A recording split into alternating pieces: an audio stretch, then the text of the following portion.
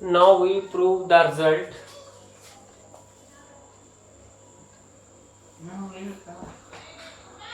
If A is subset of B,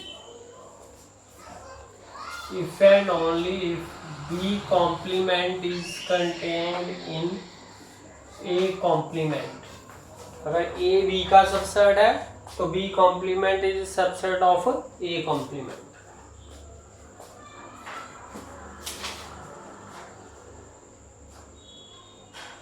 Let A subset of B, हमने क्या prove करना है? B complement is subset of A complement. पहले इसको ज्यूम करेंगे, इसको प्रूव करेंगे, फिर इसको ज्यूम करेंगे, इसको प्रूव करेंगे, क्योंकि ये इफ एंड ओनली इफ है.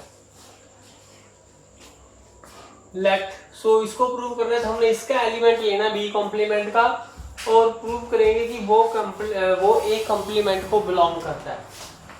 Let X belongs to B complement. अगर B कॉम्प्लीमेंट को बिलोंग करता है इसका मतलब वो B को बिलोंग नहीं करता है.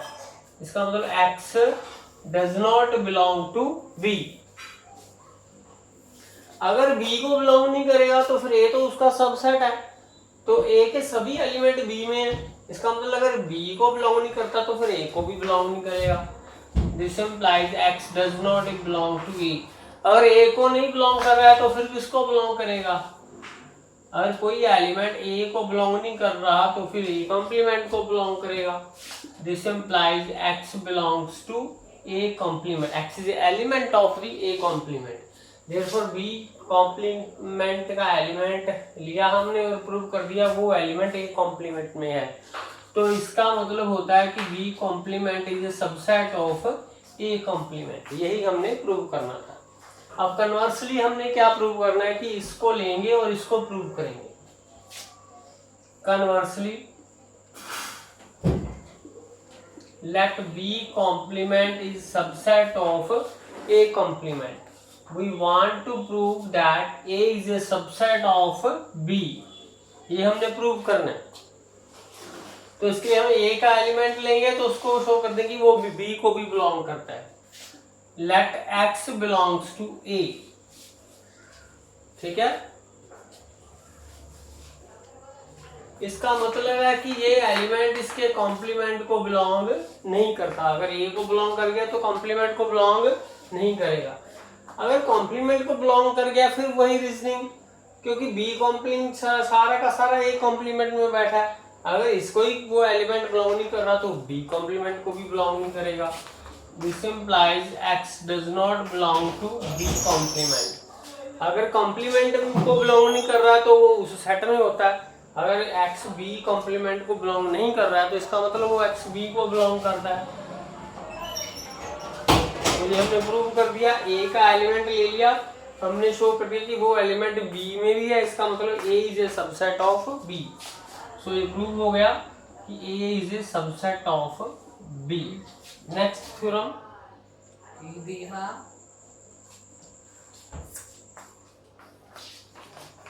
Next theorem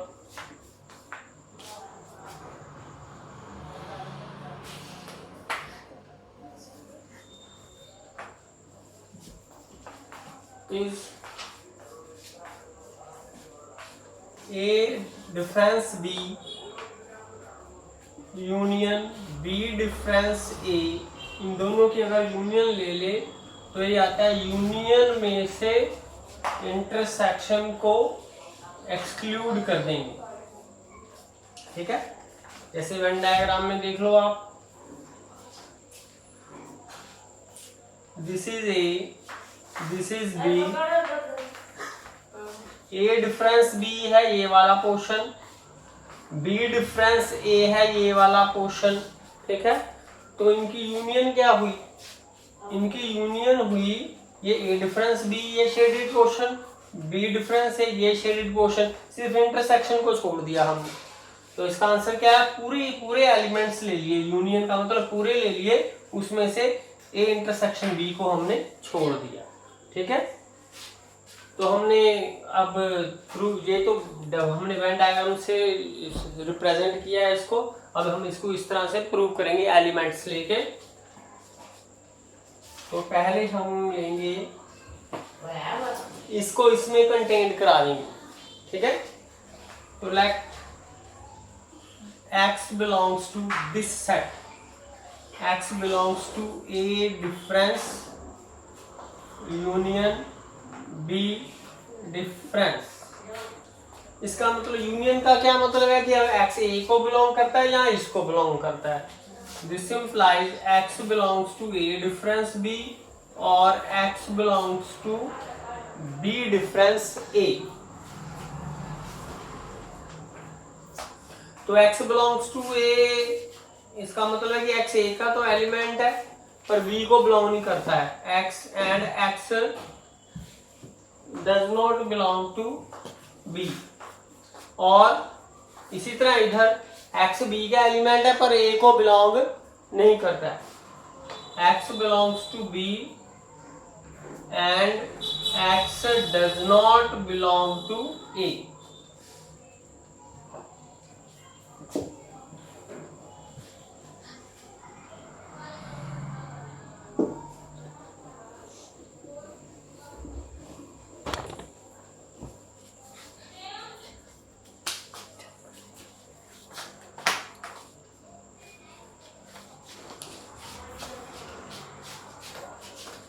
Next, x is element of A and x does not belong to B। तो इसको हम नेक्स्ट इस तरह लिखेंगे, x belongs to A और x belongs to B।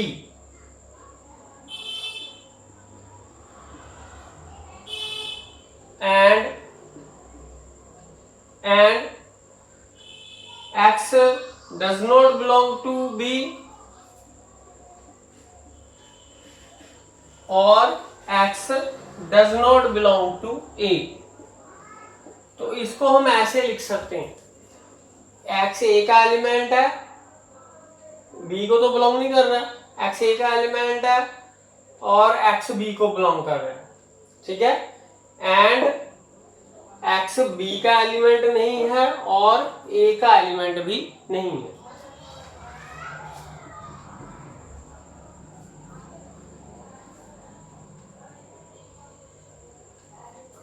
तो इसको हम ऐसे लिखेंगे, x belongs to A union B। A का एलिमेंट है या फिर B का एलिमेंट। इसी तरह x ना B का एलिमेंट है ना A का एलिमेंट है।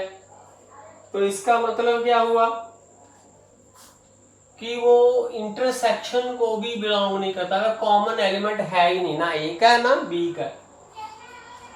तो दिस इंप्लाइज x यूनियन में है बट इसमें नहीं है। इसका क्या मतलब है कि वो डिफरेंस में आ गया, ठीक है।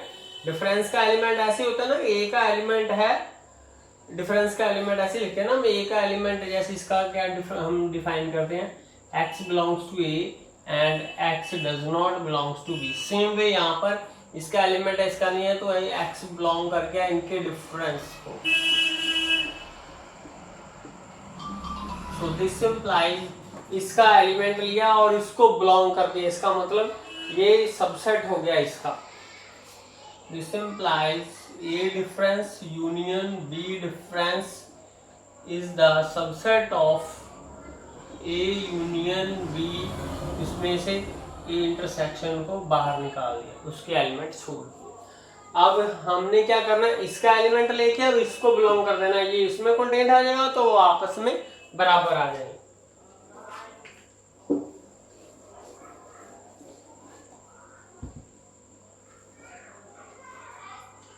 Let now x belongs to this, we want to prove x belongs to this। Let x belongs to A union B excluded the elements of intersection। इनके एलिमेंट्स नहीं लेने।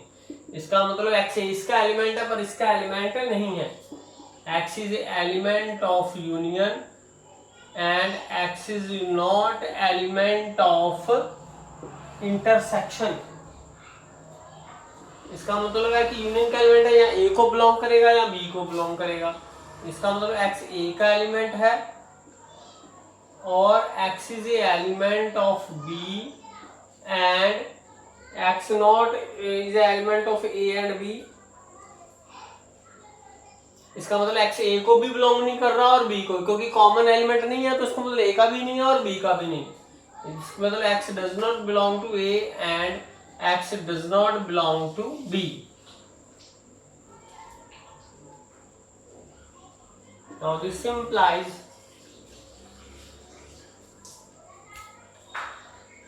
अब ऐसे लिखेंगे x belongs to a and x belongs to a, जैसे पिछले part में लिखा था x a का एलिमेंट है और b का एलिमेंट नहीं, ठीक है, and x is not a element of b।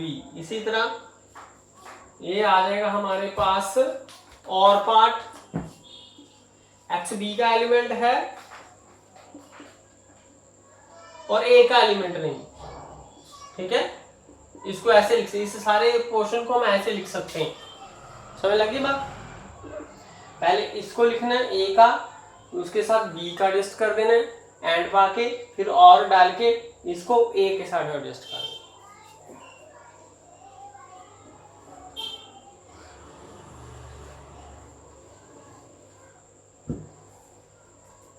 So this implies x ए का एलिमेंट है बी का नहीं है, इसका मतलब एक्स किसको बिलोंग कर गया, ए में से बी के एलिमेंट हम निकाल देने, ए के एलिमेंट ए डिफरेंस बी में आ गया और इसी तरह ये आ गया बी डिफरेंस ए में,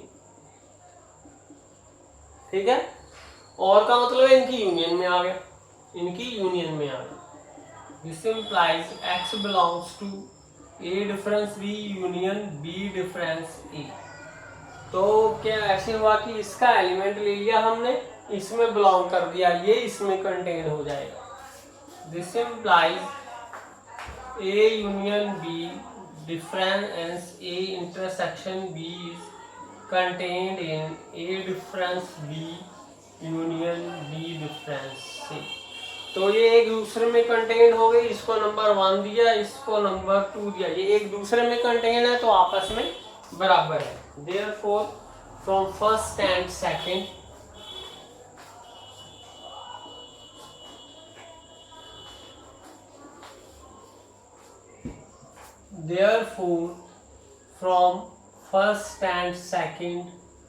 we get A difference B union B difference A is equal to A union B difference A intersection B। ये हमारी थ्योरम कंप्लीट हो गई। एक थ्योरम और करते हैं छोटी सी,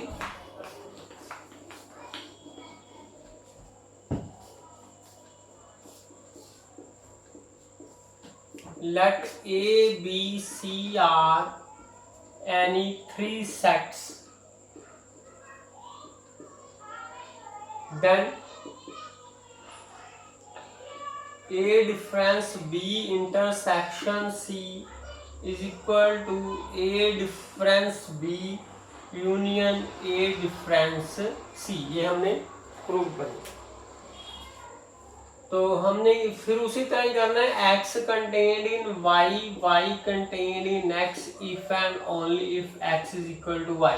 इसको इसमें कंटेंट करा देना है, इसको इसमें, तो आपस में इक्वल आ जाएंगे। पहले हम इसका एलिमेंट लेंगे और इसमें कंटेंट कराएंगे। Let X belongs to A difference B intersection C। तो इसका क्या मतलब है कि A का एलिमेंट है और इंटरसेक्शन का एलिमेंट नहीं है।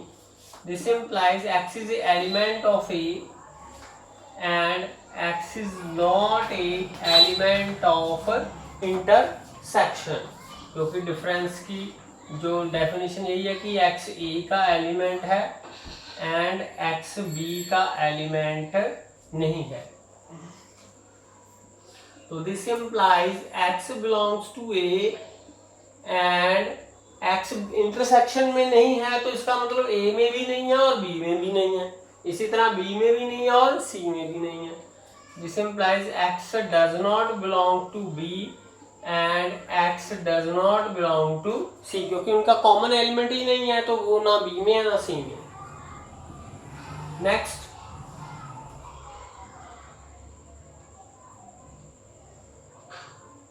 इसका आएगा और करके, अगर इंटरसेक्शन में नहीं है तो किसी एक में नहीं, ऐसे लिखना है, ठीक है। किसी एक में नहीं है। This implies x belongs to A and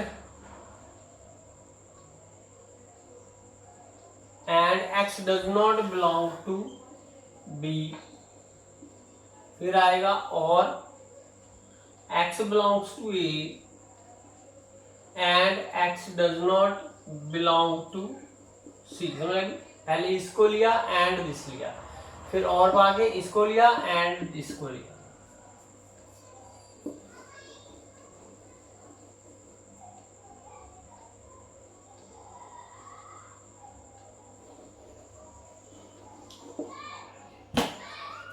तो x a का एलिमेंट और b का नहीं है, इसका मतलब क्या हुआ, x a डिफरेंस b में आ गया, a डिफरेंस b, और same way a difference c में आ गया, a में है c में नहीं है, तो x a डिफरेंस c में आ गया बाय डेफिनेशन। अब और का मतलब है कि x इनकी यूनियन में आ गया, ठीक है। इसका मतलब इसका एलिमेंट हमने इसमें प्रूव कर दिया, इसका मतलब ये वाला सेट इसमें कंटेन्ड है। This is contained in this.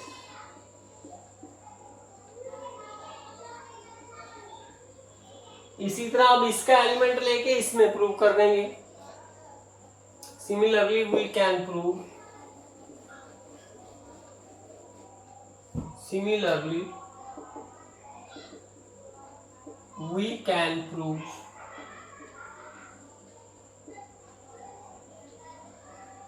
A difference B union A difference C is subset of A difference intersection C. Therefore, from first and second we get they are equal using this, where दूसरे में contained है, x is contained in y, y contained in x, इसका मतलब ये आपस में बराबर। Thank you.